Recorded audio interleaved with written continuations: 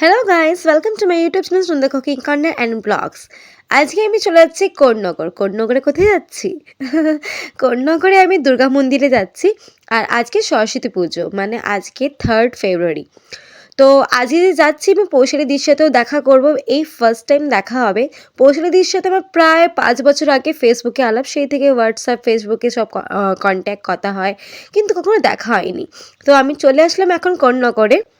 তো যেদিকে ডোমিনোসটা আছে আমাকে সেই দিকে যেতে হবে, সেই রাস্তায় আমি এখন যাব। দিদি বলেছে ওই দিকটা করেই যেতে, সোজা হাঁটতে। তো আমার আরসি জুয়েলার্সের সামনে আসতে বলেছিল, তো আমি আরসি জুয়েলার্সের সামনে আসলাম আর এখানে দিদির সাথে দেখা হয়ে গেল। তো এই যে পৌঁছলি এখানে দেখা করলাম আমরা আরসি জুয়েলার্স, এই অবধি স্টেশন থেকে হেঁটে আসলাম। এখন কোথায় যাবো দিদি? এখন আমরা যাবো একটা দুর্গা মন্দির দেখতে। আচ্ছা, এখানে চলে যাবো। এখান থেকে সোজা জিপিএর কাছাকাছি একটু যেতে হবে, একটু হাঁটতে হবে। তোর যা স্পিড আশা করি একটু অসুবিধা হবে। ঠিক আছে, চলো যাওয়া যাক। ঠিক আছে। তো দিদি বলছিল তোর যা পায়ের স্পিড দেখলাম তাতে তাড়াতাড়ি পৌঁছে যাবো আমরা। এটা হচ্ছে কোন্নগরের রবীন্দ্র ভবন। কিসের গান আছে? গুরুজিতে ওই যে ছবি দেওয়া দেখছি। আচ্ছা, চলো এগিয়ে যাই। তো এই রাস্তা দিয়ে আমরা সোজা হাঁটছি, যাওয়া যাক। এটা কি করতে হবে? এটা পার্ক। সেইটা কোন্নগরের বহু পুরনো পার্ক আর কি, ছোটদের জন্য করা মিত্র পার্ক। আচ্ছা, পার্কটার নাম। তো মাঝে পার্কটা নষ্ট হয়ে গেছিলো, আবার সুন্দর করে সব সাজিয়ে দিয়েছে। এখন তবে ছোটদেরই বেশি ঢুকতে দেওয়া হয়। আচ্ছা, হ্যাঁ ছোট বাচ্চারা খেলছে। সুন্দর করে দিয়েছে। এখানে কি মন্দির আছে? ওই যে হ্যাঁ, সামনে সামনে একটা ছোট মন্দির রয়েছে, বাড়ির মধ্যেই করা রাধা গোবিন্দের মন্দির। এটা? হ্যাঁ, রাধা গোবিন্দ মন্দির। তারপর আমরা এদিক দিয়ে বেঁকে গেলাম। হ্যাঁ, এই দিক দিয়ে বেঁকে গেলাম। এবার আমরা দুর্গা মন্দিরের পথে রওনা দিলাম। আচ্ছা, হ্যাঁ তুমি কি যেন বলছিলে মাঘী পূর্ণিমা, এখানে লাইটিং নিয়ে একটু প্রবলেম আছে। এটা কি গো? এখানে একটু দুর্গা পুজো হয়, দুর্গা মঞ্চ রয়েছে আর কি, একটু সরস্বতী ঠাকুর হচ্ছে। তোর দৌলাতে দেখা হয়ে গেল। এইগুলো তো অত মানে সেইভাবে হয় না। হ্যাঁ, তারপরে হঠাৎ করে একটা সরস্বতী ঠাকুর সেই আর কি। তো আজ যেহেতু সরস্বতী পুজো, রাস্তায় একটা সরস্বতী ঠাকুর দেখেও নিলাম আমরা। মানে কোন্নগরে কি একদমই দেখা যায় না? মানে এটা কি অ্যাকচুয়ালি ক্লাব, বুঝলি তো? এগুলো হচ্ছে ক্লাব, এগুলো তো সব দুর্গা পুজো হয়। এবার এই ক্লাবে তো হয়তো মনে হলো যে আমরা সরস্বতী ঠাকুরের খরচা তো দুর্গা পুজোর থেকে কম। হ্যাঁ, তো যথেষ্ট কম। যথেষ্ট কম। তো সেই জন্য ওরা তখন কি করলো যে আচ্ছা ঠিক আছে, এটা ক্লাবে ছোট করে একটা সরস্বতী পুজো হয়ে গেল। তো এই হচ্ছে ব্যাপার। তো এই দৌলাতে তোর দৌলাতে আমারও দেখা হলো, তোরও দেখা হলো সরস্বতী ঠাকুর। যাক, ভাগ্য ভালো, সরস্বতী পুজোর দিন একটা দেখা তো হলো ঠাকুরের মুখ। ঠাকুর দেখা তো হলো। এটা আর এবার এখানে খুব অন্ধকার না? হ্যাঁ, এইখানটা দেখ, এখানটা কেন এত অন্ধকার তো থাকে না, এরকম অন্ধকার কেন? ঘিজঘিজে অন্ধকার। ভূতের ডেরায় যাচ্ছি। ভূতের ডেরায় যাচ্ছি। যাক, এই ডেরাটা পার করার জন্য একটা বাইক জুটে গেছে। হ্যাঁ, বাইকের লাইটটা। হ্যাঁ হ্যাঁ, এখানে গাছটা আছে দেখো। হ্যাঁ। তো এই জায়গাটা প্রচন্ড অন্ধকার ছিল। বলো। কি মাঘী পূর্ণিমা? হ্যাঁ, মাঘী ও মাঘী পূর্ণিমায় যেটা হয় হচ্ছে কোন্নগরে বিখ্যাত পুজো হচ্ছে রাজরাজেশ্বরী পুজো। রাজরাজেশ্বরী, যেটা এখান থেকে আরেকটু গেলে ওটা একটু দূর আছে, যেতে হবে আর কি। আচ্ছা। ওটা তো যাই হোক, তো ওটা মন্দিরে এই মুহূর্তে দেখার কিছু না, ওটা পুজোটা হলেই হ্যাঁ, দেখার যেখানে এখন রাজরাজেশ্বরী হয়। তবে আরও একটা রাজরাজেশ্বরী মন্দির আছে, যেটা মাঘী পূর্ণিমা বলে না, যেটা পার্মানেন্ট একটা কোন দিকে? এই দিকে। ওকে, রাইট টার্ন করলাম আমরা। সবসময় থাকে, ওটা সাউথ ইন্ডিয়ান স্টাইলে দেখতে খুবই সুন্দর। তবে যেটা রাজরাজেশ্বরী যে বিখ্যাত পুজোটা, সেটা ওটা পেছন দিকটাতে রয়েছে আর কি, মন্দিরটা একটু যেতে হবে। আচ্ছা, ওটা তো ওই মন্দিরে এই মুহূর্তে দেখানি, কিন্তু পুজোটা হলে তখন দেখা। মানে কোন্নগরের একটা বিখ্যাত পুজো, বড় করে রাজরাজেশ্বরী পুজো হয় এবার সেটা। তো সেদিন যেমন কি হয়, তোর কোন্নগরে সারা স্কুল টুল সব ছুটি দিয়ে দেয়, এই পাঁচটার যত রয়েছে। এই হচ্ছে বিশাল একটা ব্যাপার হয়, বিশাল একটা ব্যাপার। তবে কোন্নগর জমে যায়, পুরো কোন্নগর জমে। তবে এর থেকেও বিশাল আছে তার শকুন্তলাটা। আচ্ছা, ওটা হচ্ছে পুরো কোন্নগর জমে, এটা তবু অল্পের ওপর একটু। আচ্ছা। এটা বলতে পারি শকুন্তলা পুজোটা কখন হয়? মানে ওটা হয় বৈশাখ মাস করে। বৈশাখ মাস করে।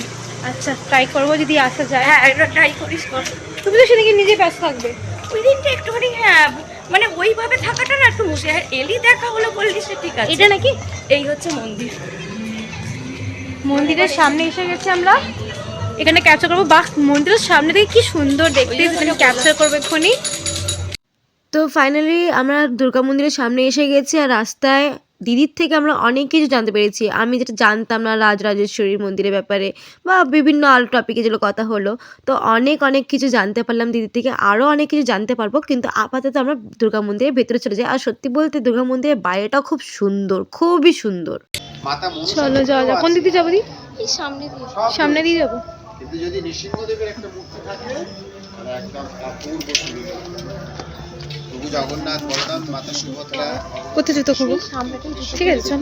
মন্দিরে প্রবেশ করছি, মিতে জুতো খোলা উচিত। হ্যাঁ। তো বাইরে এখানে আমরা জুতো খুলে ভেতর প্রবেশ করলাম। জয় মা। তো ভেতরে ঢুকে আসলাম, আর এখানে দেখুন বিভিন্ন রকমভাবে কিন্তু ঠাকুরের রূপ আছে। এখানে বিভিন্ন ঠাকুরের মূর্তি আছে। আমার তো প্রচণ্ড ভালো লেগেছে, সত্যি বলতে আমি এই মন্দিরে এসে এত ভালো লেগেছে আমি কি বলবো। আর সামনে দেখতে পাচ্ছেন সারদা মা আছেন বসে। আর মানে আমার এত ভালো লেগেছে। আর এখানে সামনে আমার মা দুর্গা সবাই আছে, এখানে সপরিবারে আছে। সাইডে পিতা মহাদেবও আছেন, আর সাথে শিবলিঙ্গও আছে। আমি সবই দেখাবো ক্লিয়ারলি। তার আগে মা দুর্গাকে পরিষ্কার করে দেখিয়ে দিচ্ছি। এখানে এত সুন্দর লাগছে, আমি একটু জুম করে নিচ্ছি। ওপর থেকে একটু নিচু অবধি মা দুর্গাকে আমি ক্যাপচার করে নিলাম। আর এই যে পিতা মহাদেব, আর সাথে এত শিবলিঙ্গ। আর এইটা অন্য সাইড, আমি যখন স্টার্টিংটা দেখলাম সেটা একটা অন্য সাইড ছিল, আর এটা অন্য সাইড হচ্ছে। তো সব রকমের ঠাকুরের মূর্তি আছে, মানে খুব ভালো। মা দুর্গার তো অনেক রূপ, তো সেইভাবেই এখানে বিভিন্ন রূপেরই মূর্তি রাখা আছে।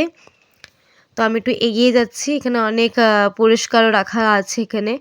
আর এখানে স্বামী বিবেকানন্দের একটা স্ট্যাচু রাখা আছে। তো এখানে একজন জেঠুও বসেছিলেন, তো উনি বলেন ওপরেও যাও। তো দিদি তখন কথা বলছেন জেঠুর সাথে।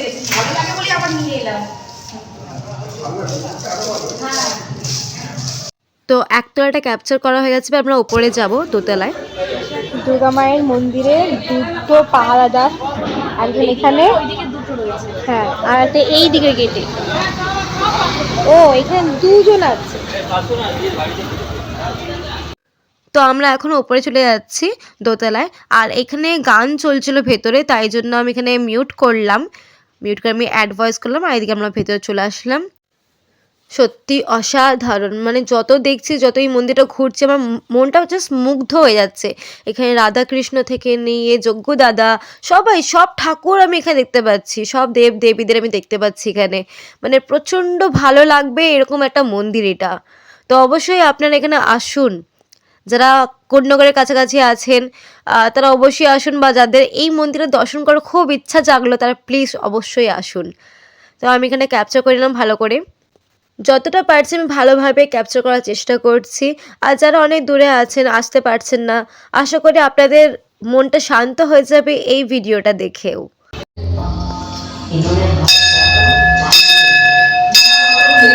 তো এখানে দিদি ঘন্টা বাজলো, আমি সেটাকে ক্যাপচার করলাম।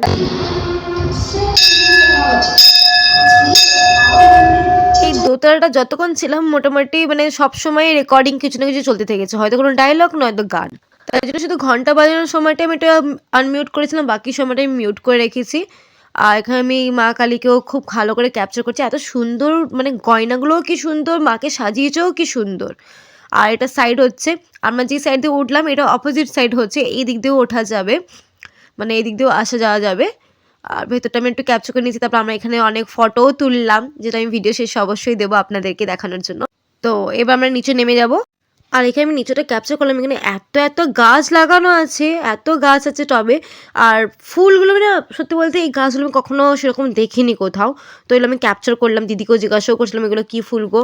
তো দিদি যেটুকু পারছিলো বলছিলো কোনটা কি পম্পম এক্সেট্রা। আমি তো এসব কিছুই চিনি না, সত্যি বলতে আমি এগুলো দেখিও নি। তো যাই হোক আমি সবটাই ক্যাপচার করছিলাম, আর ওপর থেকে গানটা শোনা যাচ্ছিলো বলে আমি এখানেও মিউট করলাম। সত্যি আমাদের আশেপাশে এত সুন্দর একটা মন্দির আছে, আমি না সত্যি জানতে পারতাম না যদি না আসতাম। তো দিদি আমাকে নিয়ে আসলো বলে আমি জানতে পারলাম। সত্যি মন মুগ্ধ হওয়ার মতো একটা মন্দির বটে। আর এই যে গাছটা আমি বুঝতে পারছি না এটা কী, ওই ফুল, মানে এই ফুলটা না খুব ভালো লাগছিলো, কিন্তু কী ফুল জানি না, দিদিকেও জিজ্ঞাসা করেছিলাম, দিদি বলতে পারিনি। তো আপনারা যদি এটা জানেন তাহলে প্লিজ কমেন্ট করে আমাকে বলবেন এটা কী গাছ।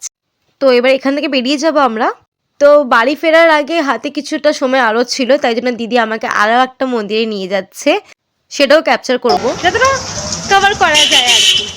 তো দুর্গা মন্দিরের পর আমরা বেরিয়ে পড়েছি কোন মন্দিরের জন্য দিদি? এটা রাজরাজেশ্বরী মন্দির বা শঙ্করাচার্যের মন্দির। আচ্ছা, এটা তুমি কি 12 মন্দিরের অপোজিটে বললে না? হ্যাঁ, 12 মন্দিরের অপোজিটে। আচ্ছা। বেশি জনপ্রিয় রাজরাজেশ্বরী মন্দির।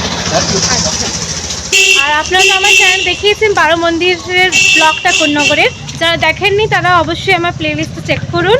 আর অবশ্যই এই ভিডিও ডিসক্রিপশন বক্সে আমি 12 মন্দিরের যে ব্লগটা করেছিলাম সেটার লিঙ্কটা দিয়ে দেবো। একদম ওই সাইডটা করে দেখা যাচ্ছে, আমি একটু দাঁড়িয়ে যাই। আলো দেখা যাচ্ছে। চূড়া দেখা যাচ্ছে, মন্দিরের আলো দেখা যাচ্ছে। এই মন্দিরে আমরা যাচ্ছি।